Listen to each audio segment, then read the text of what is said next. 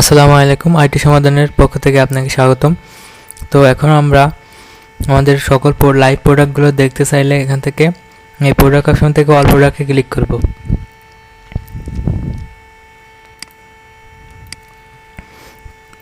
এবং এই অল প্রোডাক্টে আসলে আমাদের এই মার্কেট বা ওয়েবসাইটে যতগুলো প্রোডাক্ট লাইভ আছে সেই প্রোডাক্টগুলো আমরা দেখতে পারবো।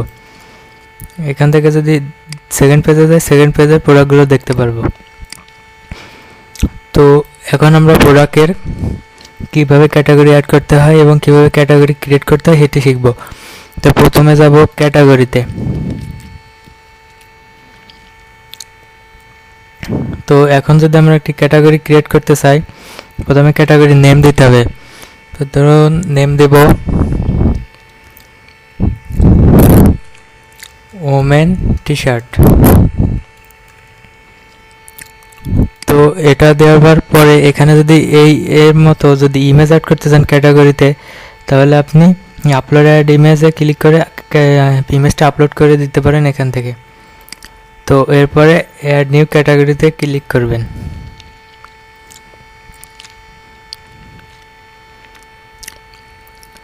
তো ক্যাটাগরি অ্যাড করার পরে তো আমরা প্রোডাক্টের ভিতরে এই ক্যাটাগরিটা কিভাবে অ্যাড করব, তার জন্য আমরা যাব অল প্রোডাক্ট। তো দেখুন এই প্রোডাক্টগুলোতে ক্যাটাগরি অ্যাড করা আছে। তো কিন্তু এবং দেখুন এখানে আনক্যাটাগরিজ, মানে এই প্রোডাক্টের কোনো ক্যাটাগরি অ্যাড করা নেই। তো যেগুলো থাকবে না, তো সেগুলো অ্যাড করার জন্য আমরা এডিটে যাব, বা যখন আপনি প্রোডাক্ট প্রথমে পাবলিশ করবেন তখনই আপনি ক্যাটাগরি সিলেক্ট করে দিতে পারেন। তো দেখুন এখানে আছে এই পাশে আনক্যাটাগরিজ, এটাতে আমরা একটা ক্যাটাগরি অ্যাড করব। এই আনক্যাটাগরিজটা টিক মার্কটা উঠাই দেব। এই টিক মার্কটা এখানে ক্লিক করে উঠে যাবে। তো দেন আমরা এই টি শার্টের জন্য একটা ক্যাটাগরি দেব। তো দেখুন এখানে টি শার্ট আছে, এই টি শার্টটা ধরুন এই প্রোডাক্টের ক্যাটাগরি। দেন আপডেট, এবং প্রোডাক্ট ট্যাগ অ্যাড করা প্রয়োজন নাই, এটা অপশনাল, করতে পারেন না পারেন।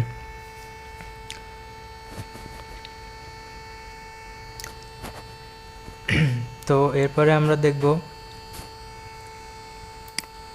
কিভাবে ক্যাটাগরিজ অ্যাড করতে হয়। তো এর জন্য অ্যাপিয়ারেন্স মেনুতে যাব, মানে নতুন যে ক্যাটাগরি ক্রিয়েট করেছেন সেই ক্যাটাগরিটা কিভাবে অ্যাড করবেন।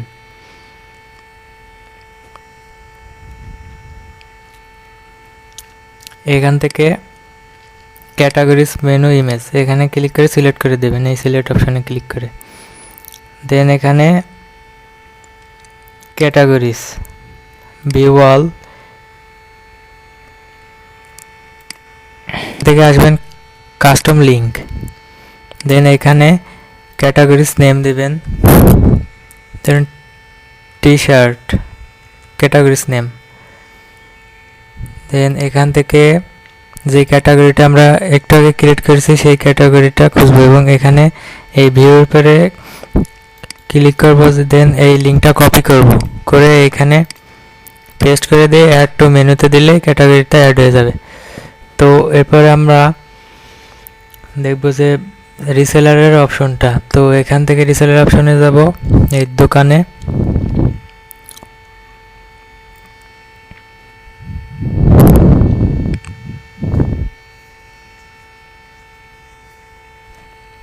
দোকানে যাওয়ার পরে এখানে পুরো ওভারভিউটা দেখতে পারবো, কতটা সেল হয়েছে, কতজন ভেন্ডার ইটিসি। তো এখান থেকে আমরা প্রথমে ভেন্ডার অপশনে যাব। যদি কোনো সেলার যদি প্রোডাক্ট আপলোড করতে চায়, তাহলে এখানে স্ট্যাটাসটা অন করতে হবে তার।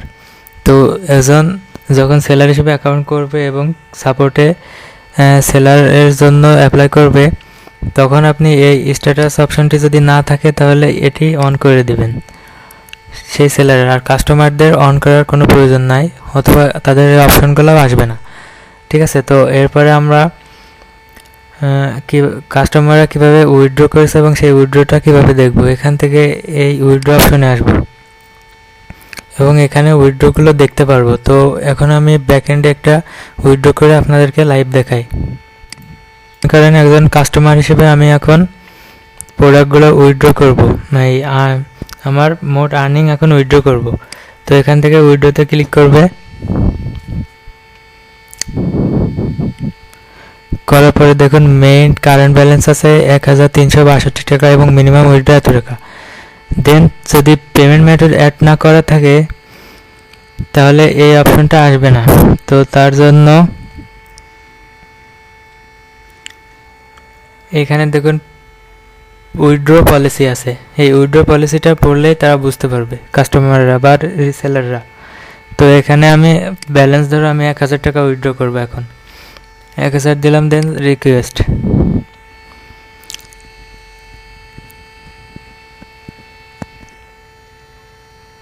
যখন সেলার এভাবে উইথড্র করবে, দেখুন সেলারের এত টাকা উইথড্র এত তারিখ।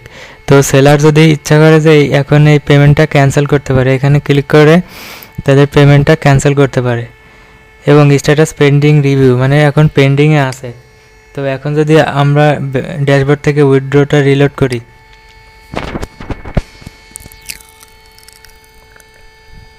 দেখুন পেন্ডিং আছে যে এত টাকা উইথড্র করা হয়েছে, পেন্ডিং আছে এবং ডিটেল দেখাচ্ছে যে বিকাশ নাম্বার এত, মানে আমি বিকাশ পেমেন্ট মেথডটা অ্যাড করে রাখছিলাম, তো এর জন্যই। এখান থেকে উইথড্র পলিসি থেকে দেখতে পারবে যে কীভাবে পেমেন্ট মেথড অ্যাড করতে হয় রিসেলাররা বা কাস্টমার, এখানে যারা প্রোডাক্ট সেল করবে তারা। তো এরপরে এখানে যদি এই টিক মার্কে ক্লিক করি তাহলে অ্যাপ্রুভ হয়ে যাবে। দেখুন পেমেন্ট অ্যাপ্রুভ, মানে পেমেন্টটা ডান, কমপ্লিট। এখানে যদি রিলোড করি,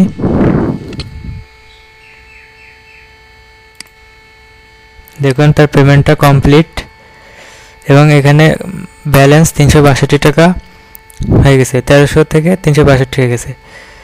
তো রিটার্নটাও দেখিয়েছি কীভাবে মানে ক্যান্সেল করতে হয়। আর এখন দেখাবো কিভাবে এই রিসেলাররা প্রোডাক্টগুলো অ্যাড করতে পারে। এখান থেকে প্রোডাক্ট,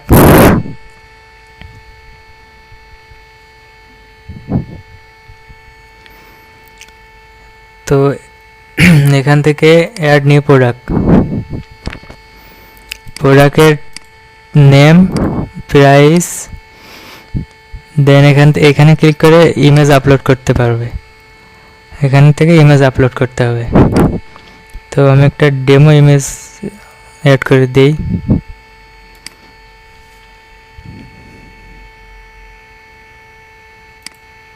ইমেজ অ্যাড করা শেষ এবং এখান থেকে যদি আরও ক্লিক করে আরও ইমেজ অ্যাড করতে পারে এবং ক্যাটাগরি সিলেক্ট করতে হবে। এখান থেকে এখানে ক্লিক করলে ক্যাটাগরিগুলো রিকমেন্ড করবে। তো এখান থেকে ক্যাটাগরিটা সিলেক্ট করে দিলাম এবং এখানে প্রোডাক্টের শর্ট ডেসক্রিপশন দিতে হবে। তো এভাবে ডেসক্রিপশন দিয়ে নেবেন এবং এখানে একটু লং ডেসক্রিপশন চাইলে বিস্তারিত দিতে পারে। দেন এখানে ট্যাগ অ্যাড করতে পারে, করতে পারে, না করলে সমস্যা নেই। তো এটা দিয়ে দিলাম। দেন ক্রিয়েট প্রোডাক্ট, এখানে ক্লিক করবে, করলে এই প্রোডাক্টটা অ্যাড হয়ে যাবে, রিভিউতে যাবে প্রোডাক্টটা, অথবা লাইভ হয়ে যেতে পারে প্রোডাক্টটি। যদি এখান থেকে পাবলিশ আছে, তো মানে এই প্রোডাক্টটা অ্যাড করলে লাইভ হয়ে যাবে প্রোডাক্টটি। তো এরপরে এই প্রোডাক্ট অ্যাড করার পরে এখানে চাইলে আরও অ্যাড করতে পারবেন। এখানে এসকিউ অ্যাড করতে পারবে, যে পূর্বে আমরা দেখিয়েছিলাম একটি প্রোডাক্টের এসকিউ অ্যাডিং। দেন কতটি স্টকে আছে সেটি অ্যাড করতে পারে। তো এখানে দেখুন ধরুন এটি 50টি আছে, আমি 50টি সেল করবো, এভাবে অ্যাড করতে পারে। তো এরপরে চাইলে এসিও করতে পারে, স্কিপ করতে পারে, এটা সমস্যা নাই, এটাই কোনো প্রবলেম নাই। এরপরে ওয়েট এটি অপশনাল দিলেও দিতে পারে রিসেলাররা। তো এরপরে অ্যাট্রিবিউট, এখান থেকে কালার, অ্যাড অ্যাট্রিবিউট,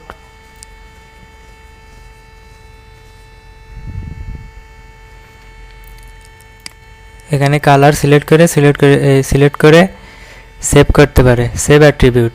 তো এটা আগের মতনই এবং এখান থেকে প্রোডাক্ট স্ট্যাটাস যদি অনলাইন রাখে তাহলে লাইভ দেখাবে, আর যদি ড্রাফট করে রাখে তাহলে এই প্রোডাক্টটি দেখাবে না। তারপরে সেভ প্রোডাক্টে ক্লিক করলে প্রোডাক্ট অ্যাড হয়ে যাবে। তো এটা আছে রিসেলারদের কাজ, এটা অ্যাডমিন প্যানেলের কোনো কাজ নয়। দেন যদি এই রিসেলারের কোনো প্রোডাক্ট কেউ অর্ডার করে তাহলে সে এই অর্ডার থেকে দেখতে পাবে। তো দেখুন এটা হোল্ড অবস্থায় আছে, এগুলো কমপ্লিট, এবং এটা যদি ক্লিক করে তাহলে কমপ্লিট হয়ে যাবে, এবং এটা এখানে ক্লিক করলে প্রসেসিং হয়ে যাবে প্রোডাক্টটি। ঠিক আছে, তো এটা রিসেলাররা করবে না, এটা আপনাকে অ্যাডমিন প্যানেল থেকে এই ও কমার্স অর্ডার অপশন থেকে পূর্বের দেখিয়েছিলাম সেটির মতো করতে হবে। তো এরপরে কুপন, কীভাবে কুপন ক্রিয়েট করবে, এই কুপনে ক্লিক করবে।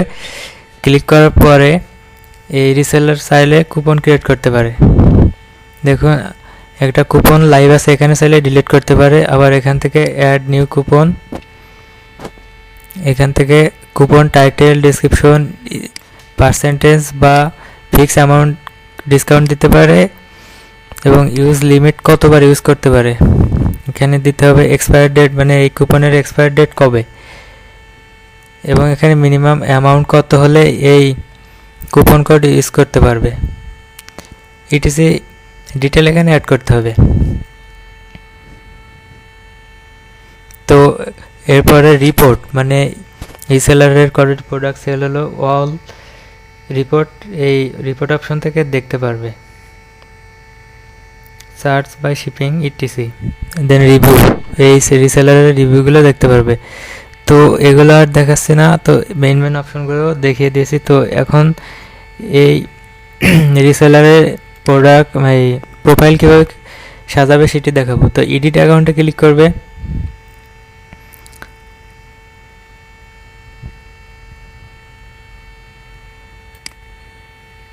এখানে এডিট অ্যাকাউন্ট থেকে পাসওয়ার্ড চেঞ্জ করতে পারে। দেন এইখানে স্টোর থেকে চাইলে ব্যানার আপলোড করতে পারে, স্টোরের নেম চেঞ্জ করতে পারে, ক্যাটাগরিজ দিতে পারে, ইটিসি এগুলো চেঞ্জ করতে পারে স্টোর থেকে। তো এটা রিসেলারের কাজ। তো এখন অ্যাডমিন প্যানেলের কাজটি দেখেছিলাম কিভাবে উইথড্রটা অ্যাকসেপ্ট করবে এবং কিভাবে